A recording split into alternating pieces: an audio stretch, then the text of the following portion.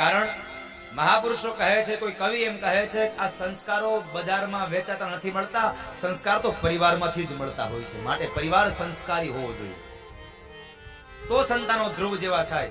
બાકી સંસ્કાર નહીં હોય, તમે જો દીકરા માટે ધ્યાન નહીં આપો, એટલે તમારો દીકરો ધ્રુવ જેવો હશે તો ધુંધુકારી થઈ જાય એમાંથી. સંસ્કારની સાથે તમારી છડા, એના ઉપર તમારી નજર પણ હોવી જોઈએ. આપણો બાળક છે, એને ખાવું પીવું હરવું ફરવું ઓઢવું સુખ સાહેબી નહીં, એને તમે આપી દો, મારી ના નથી. એને સ્વતંત્રતા આપો, પણ એક વાત યાદ રાખજો, તમારી આપેલી સ્વતંત્રતા સ્વચ્છંદતામાં બદલાઈ ન જાય, આનું ધ્યાન રાખજો. તમારી આપેલી સ્વતંત્રતા સ્વચ્છંદતામાં ન બદલાવી જોઈએ. પણ થાય છે એવું કે અત્યારે આપેલી સ્વતંત્રતા હવે બાળકો સ્વચ્છંદતામાં અનુભવે છે, એને પરિણમે છે. ગાડી આપી દે, મોબાઈલ આપી દે, પૈસા આપે એટલે ન કરવાના કામો કરે. ઘરેથી કહીને જાય, હું સ્કૂલે જાઉં છું, કોલેજ જાઉં છું. કોલેજમાં જઈને જોઉં તો ખબર પડી હોય બગીચામાં, ગાર્ડનમાં જ કા ટોકીજમાં હોય. આની પાછળ જવાબદાર કોણ? આની પાછળ જવાબદાર એનો મા બાપ છે. સારી સ્કૂલમાં એડમિશન લઈ દેવાથી તમારા બાળકમાં સંસ્કાર નહીં આવે, પણ સારી સ્કૂલમાં એડમિશન લીધા પછી પણ એના ઉપર તમારી નજર હોવી, આ બહુ મહત્વની વાત છે સાહેબ.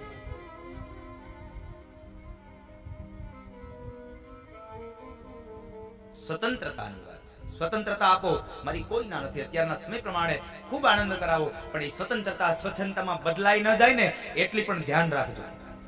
સ્વતંત્રતાને આપજો. ધ્રુવજી મહારાજ આવ્યા છે. ધ્રુવજી મહારાજ ત્યારબાદ ઉત્તાનપાદ રાજા સુનીતિને સાથે લઈ અને તીર્થ ક્ષેત્રોમાં ચાલ્યા ગયા છે. ધ્રુવજી મહારાજ રાજ કરે છે. ભગવાને શું કામ રાજા બનાવ્યો? તો કહે છે, યથા રાજા તથા પ્રજા. જેવો રાજા હોય એવી પ્રજા થાય.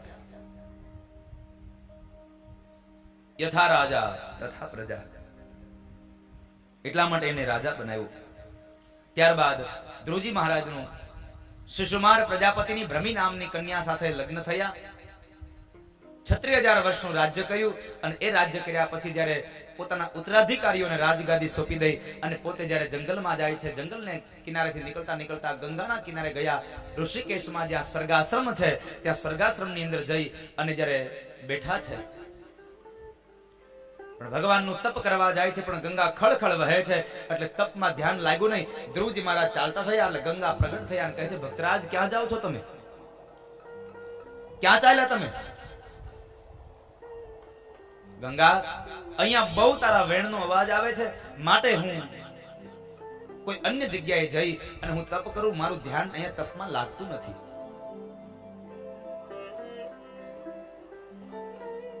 ગંગાજી કહે છે, ભક્તરાજ, તમારા જેવો ભગવાનનો ભક્ત જો મારો કિનારો છોડીને જાય ને તો મારું મહાત્મય ઘટી જાય. માટે એક કામ કરો, તમારે કિનારો છોડીને જવાની જરૂર નથી, હું જ મારા વેણને શાંત કરી દઉં. અને એ સમયે ગંગાજી એકદમ શાંત થયા. ભક્તરાજ ધ્રુવજી મહારાજ ત્યાં બેઠા છે. સમય થયો અને મૃત્યુને પગથિયું બનાવી ભગવાન વિષ્ણુના જ્યારે પાર્ષદો લેવા આવ્યા, એ પાર્ષદોની સાથે જ્યારે વિમાનમાં બેસીને જાય છે, એટલે વળી પાછું ધ્રુવે માંગ્યું. ધ્રુવજી મહારાજ રડ્યા છે અને રડતા સમયે પાર્ષદોએ પ્રશ્ન કર્યો, ભક્તરાજ શું થયું? શા માટે રડો છો? ત્યારે ધ્રુવજી બોલ્યા છે, મારી માને જો મુક્તિ ન મળી હોય તો મારે સ્વર્ગમાં આવવું નથી. માને મુક્તિ પહેલા અપાવી. અને ત્યારે ભક્તરાજને કહે છે, જુઓ ભક્તરાજ, આગળના વિમાનમાં તમે નજર કરો, તમારી માતા સુનીતિને લઈ અને ભગવાનના પાર્ષદો જાય છે. કારણ ધ્રુવ જેવો બાળક જેને મળે ને એના મા બાપને સ્વર્ગ જ મળે, એમાં કોઈ પણ પ્રકારનો સંશય નથી. સંસ્કારી દીકરો હોય તો એના મા બાપને સ્વર્ગ મળે. ધાર્મિક હોય તો એના મા બાપને સ્વર્ગ મળે, એમાં કોઈ સંશય નથી. બાકી ધુંધુકારી જેવો થાય તો સ્વર્ગ મળ્યું હોય ત્યાંથી ઉપાડીને વળી નરકમાં નાખે. પણ ધ્રુવ જેવો દીકરો મળે તો એ દીકરો આ દુનિયામાં મા બાપને સ્વર્ગની પ્રાપ્તિ કરાવે. આ ધ્રુવ ચરિત્રની કથા એમ બતાવે છે, 5 વર્ષનો ભગવાનને મેળવવા માટે થઈને બાળક નીકળી પડ્યો. બહુ મુખ્ય સંદેશો આપ્યો, ભગવાનની ભક્તિ કરવા માટે કોઈ પણ જાતની ઉંમર નથી હોતી સાહેબ. ભગવાનની ભક્તિ માટે ઉંમર ન હોય. ભગવાનની ભક્તિ માટે તો માત્ર ભાવ હોવો જોઈએ. ભાવ જાગે અને ભગવાનની ભક્તિ થાય. પણ આપણે તો મનમાં એક ઘરી ગયું છે, ગૌઠા થાવું ને તઈ હવે જાત્રા કરશું ને તઈ ભગવાનના નામ લેશું, અત્યારે કમાઈ ગયું.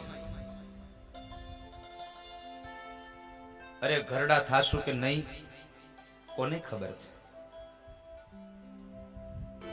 આપણે તો 80 વર્ષ વયા જાય તો કોઈ દી આપણને હારા સંત ન મળે. ઈશ્વરની પ્રાપ્તિ કરજો, ભગવાનના નામનો આશ્રય કરજો. આ કથા બતાવી અને અંતમાં ચતુર્થ સ્કંદમાં ભગવાન રાજા બનીને આવ્યા. ભગવાન પૃથુ રાજા બન્યા. શા માટે? તો કહે છે રાજાનો ધર્મ શું છે એ બતાવવા માટે ભગવાન પૃથુ બન્યા છે. ભગવાન રાજા બન્યા. રાજાનો મૂળ ધર્મ છે પ્રજાના સુખમાં સુખી થવું અને પ્રજાના દુઃખમાં દુઃખી થવું. આ રાજાનો મૂળ ધંધો એ મૂળ એનો ધ્યેય હોવો જોઈએ.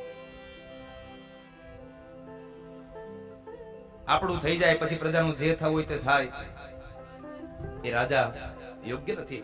એટલા માટે ભગવાને રાજાનો ધર્મ બતાવવા માટે ભગવાન રાજા બન્યા છે. એ પૃથુ ચરિત્રની કથા બતાવી અને ત્યારબાદ મોક્ષ પ્રકરણની કથા બતાવી. પુરંજન આખ્યાન. પુરંજન એટલે જે જીવાત્મા ભગવાનથી જુદો પડ્યો છે એ પુરંજન છે. પુર અંજન છે એ પુરંજનાત્મા, એની કથા બતાવી અને ચતુર્થ સ્કંદની પૂર્ણાહુતિ કરી પંચમ સ્કંદમાં પ્રવેશ કરાયો. અને પંચમ સ્કંદની કથામાં પ્રવેશ કરાવતા ભગવાન પાદરાયણ બોલ્યા છે.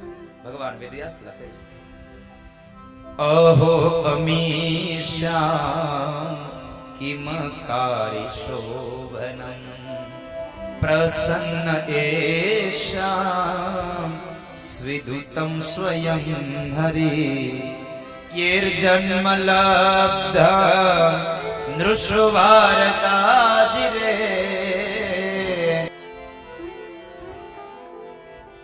અહો અમીશામ કિમકારી શોભનમ. પંચમ સ્કંદની શરૂઆત. અને એ સમયે રાજા પરીક્ષિત ભગવાન સુખદેવને પ્રશ્ન કરે છે બાપજી, પ્રિયવ્રતો ભાગવત આત્મા રામ કથમ મુને ગૃહે રમતઃ યન્મૂલઃ કર્મ બંધ પરાભવઃ. મહારાજ, મારા મનની અંદર સંશય થાય છે.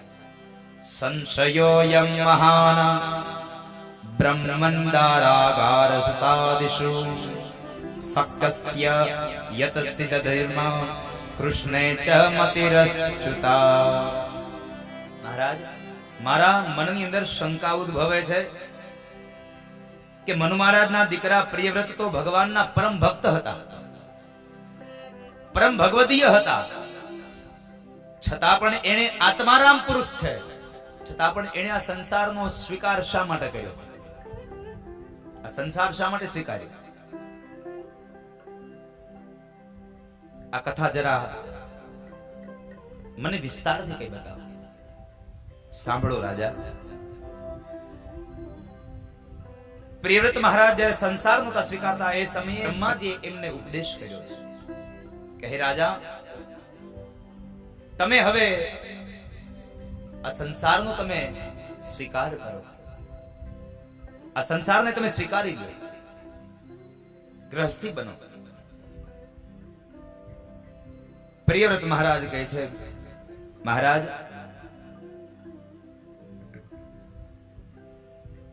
ગ્રહસ્થાશ્રમ તો એક કિલ્લો છે, એક બંધન છે, મારે બંધન નથી જોઈતું.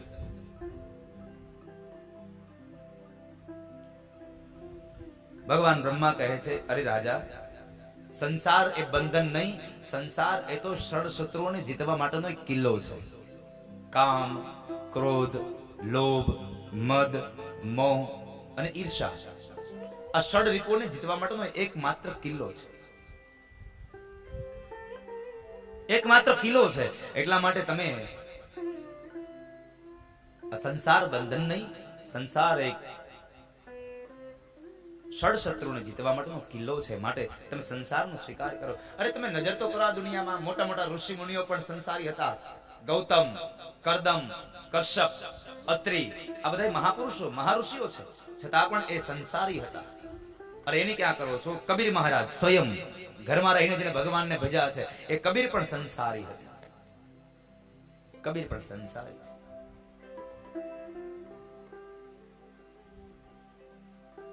કબીર મહારાજ સંસારી થયા છે. સંસારમાં રહીને પણ ભગવાનને ભજી શકાય.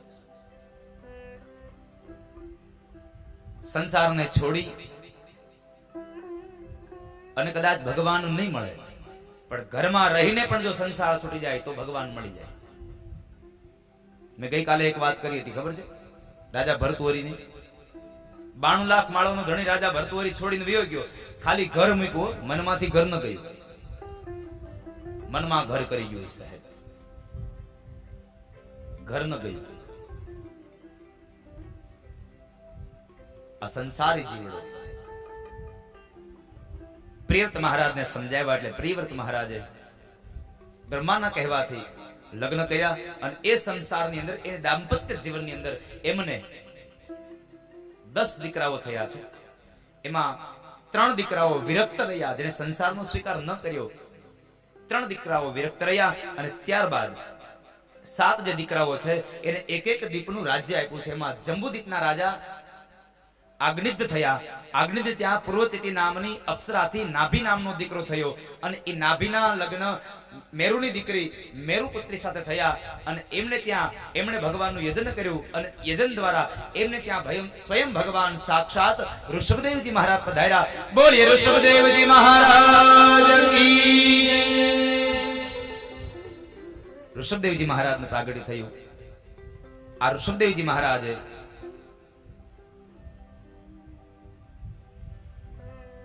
સંસારનો સ્વીકાર કર્યો. સંસારનો સ્વીકાર કર્યા બાદ ઋષભદેવજી મહારાજે સમય આવ્યો એટલે પોતાના ઉત્તરાધિકારીઓને રાજગાદી સોંપી દઈ, પોતાનું રાજ્ય સોંપી દઈ અને તેઓ પણ નીકળી પડ્યા. ઋષભદેવજી મહારાજનું પ્રાગટ્ય શા માટે?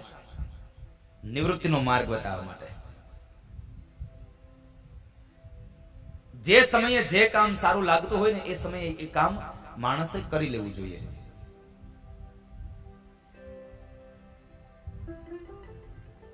જે સમયમાં જે કામ શોભે એ કામ કરાય.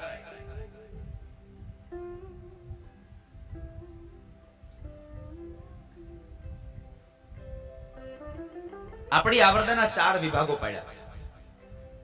આપણી આવરદા મનુષ્યને કેટલા વર્ષની આવરદા છે? 100 વર્ષની. આ 100 વર્ષની 4 ભાગ પાડ્યા છે. ચાર પ્રકારમાં ડિવાઈડ કર્યા.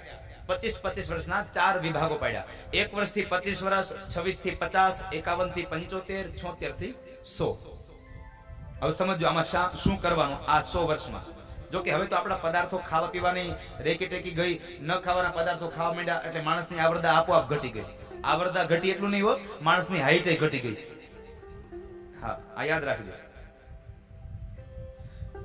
આજનું વિજ્ઞાન એમ કહે છે કે આમલીનું પાણી અને ગરમ મસાલો ભેગો કરીને ખાવ એટલે સીધી જ બ્લડના ઝીંક ઉપર અસર કરે અને માણસની હાઈટ ઘટાડે. તમે પેલાના જુઓ, એને કોઈ દી બર્ગર પીઝા નહોતા ખાતા, એને કોઈ દી મંચુરિયન નહોતા ખાતા, એટલે એને બધાની હાઈટ જુઓ 5 ફૂટથી અપ જ હતી. આ બર્ગર પીઝા અને મંચુરિયન માં આવી ગયા ને એમાં માણસની હાઈટ ઘટી ગઈ.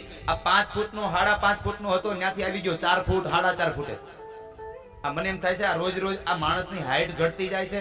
આ એક દી બધા ફૂટના થઈ જાવું તો આ ટ્રેક્ટર ને આ મર્સિડીઝ ને આ ઇનોવા હાકશે કોણ? આ પગ નહીં આંબે, કોણ હાકશે? પછી અપગ નહીં હોય તો એક્ટિવામાં સાઈડના વ્હીલ નખાવા પડશે. ક્યાં જશે?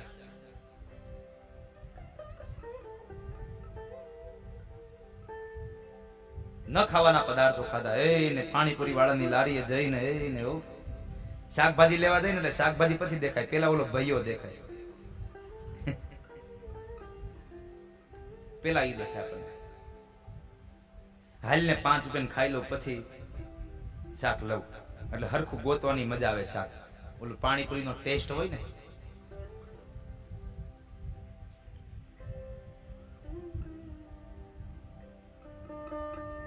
જીવનમાં સુખી થવું હોય ને તો 3 વાત યાદ રાખજો. ધ્યાન ત્યાં ન ખાવું, જ્યારે ને ત્યારે ન ખાવું અને જેન તે ન ખાવું. પુષ્ટિ સંપ્રદાયમાં શ્રીમદ વલ્લભાચાર્ય મહારાજ કહે છે ભોજનમાં 3 વસ્તુઓની ખાતરી કરેલી. પહેલી વાત તો પવિત્ર સ્થાનમાં બનેલું ભોજન ખાવું. બીજી વાત પવિત્ર ભોજન જમવું, સાત્વિક ભોજન જમવું. અને ત્રીજી વાત પવિત્ર માણસના હાથે બનેલું ભોજન જમવું. આ 3 વાત પુષ્ટિ સંપ્રદાય કહે છે. અવેરી સંપ્રદાય કહે છે જ્યાં ત્યાં ન ખાઈ લેવું, જ્યારે ત્યારે ન ખાવું,